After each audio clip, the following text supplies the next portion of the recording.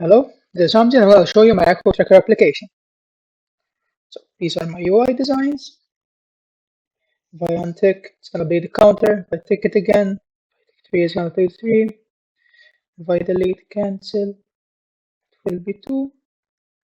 It's going to be 1. If I do like this, the add button is disabled. Disabled still. If there's any extra white spaces, it will be trimmed. Okay, everything seems cool. Now let me close my application so I'll show you my data persistency. We ticked only the first one, and it was the counter 1, so it will still be like that. Yeah. Now let me show you a bit my code. So here I have a type alias of the name of activity. Pretty much this what it's doing is like a blueprint that defines the shape of a data. And our activity type, it has two properties, type of string and the other is Boolean, which I named the one activity name and is activity checked. Now, once EcoTracker renders for the first time, it's gonna go through here. So first we have our state variable here, which is named activities list, which is gonna be an array of objects of type activity, which is the type alias that we just defined here, which always will be two properties. All right, and then here, what we're saying is we're gonna pass a function that will like return the value inside here, and the return value will be set as the state variable of activities list. So here we're saying we have a local storage activities variable. What it's doing is accessing the local storage, getting the item under the key current activities list, which is currently in a string of JSON format.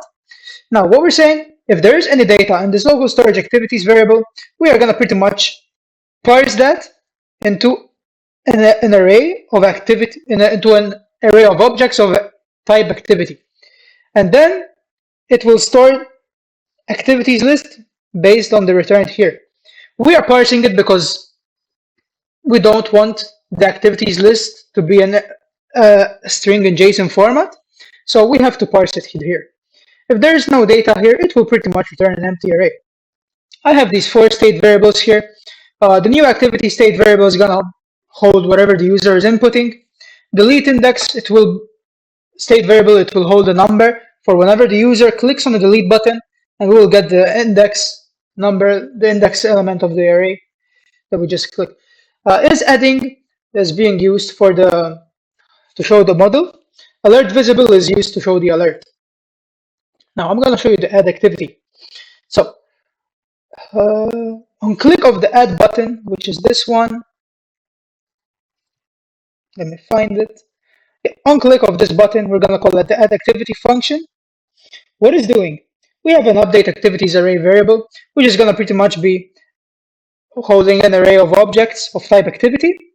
Here, what we're saying is make a copy of the activities list state variable, and we're going to add the following. We will create a new object of activity here. What we're doing, we are going to get the value that the user inputted, and then as this is activity check property, we're going to set it to false, because always it's going to be false when you input for the first time, because the checked is always false. Then what we're doing here, we're calling the setter function of the activities list state variable, and we're going to set the state variable of activities list with this new updated activities array. Then what we're doing, accessing our local storage, setting the item as key current activities list, and we are going to parse this updated activities array into a string of JSON format, because local storage only accepts a string in JSON format. And then we have these here, so we remove the model and to put the input into an empty input. Okay, now I'd like to show you the validation of the button. So disabled is a property of ION button. When disabled is true, it's gonna set the add button disabled, and then it's false, it's gonna enable it.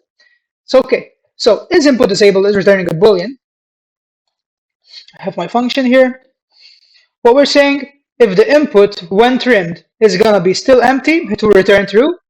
So disable the button. If it's not, then false. So enable the button. Okay, now I'm gonna show you the get check count, meaning the ION batch counter. Yep, right here, get check count is returning a number. And what we're doing here is we have a variable check count, which is going to be initially 0. We have our for loop here. What we're saying, I is 0, while I is less than the array activities list state variable length. We are going to increment I by 1.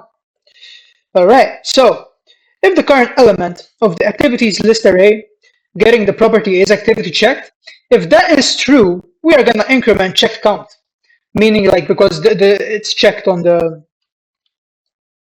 checkbox is checked. That's what it's saying. If it's not true, it will not go in here, so the check count won't be incremented by 1. Then after this is false, it will return check count. So it will return all checked from the checkboxes.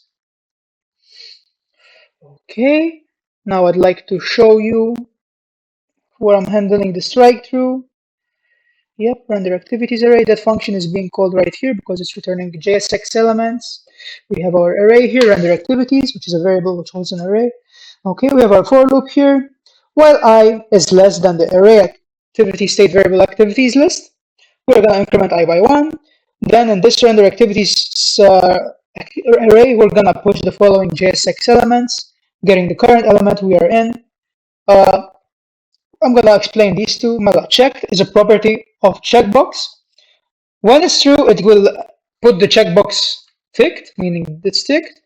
When the isActivityChecked property is true, it will say that it's checked, and if it's false, it's gonna uncheck it. OnIonChange is an event handler. It will call a function when this is changed, meaning when it is clicked. We have the function handle checkbox change.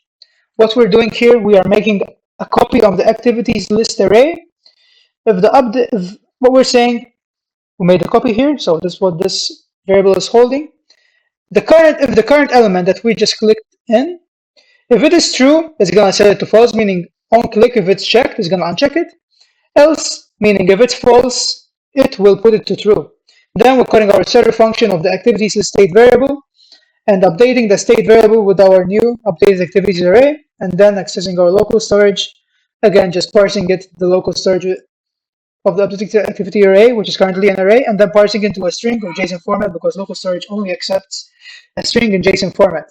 Now, in terms of how I'm handling the strike through, here we have our CSS inline. So text declaration, which is of CSS. We are currently accessing our current element of our activities list. Getting the property is activity checked. What we're saying here, if is active via the ternary operator, what we're saying, if is activity checked is true, we will put a line through. If that is false, meaning it's not checked, it will not put a line through. All right.